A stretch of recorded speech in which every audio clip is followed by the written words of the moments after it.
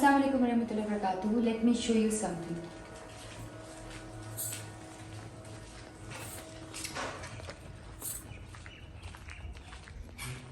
Here I am in a heaven. अल्हम्दुलिल्लाह मैं एक जन्नत में हूँ। और अगर आप देखें पाकिस्तान एक बहुत खूबसूरत मुल्क है। ये आवाज़ सुने।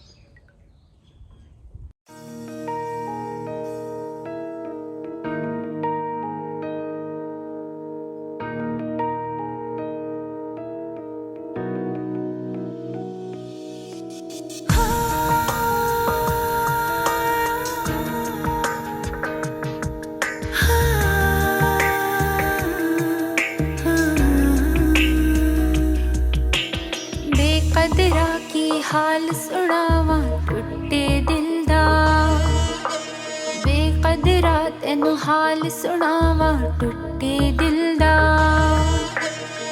जग तो कीवे हाल लुकावा टुटे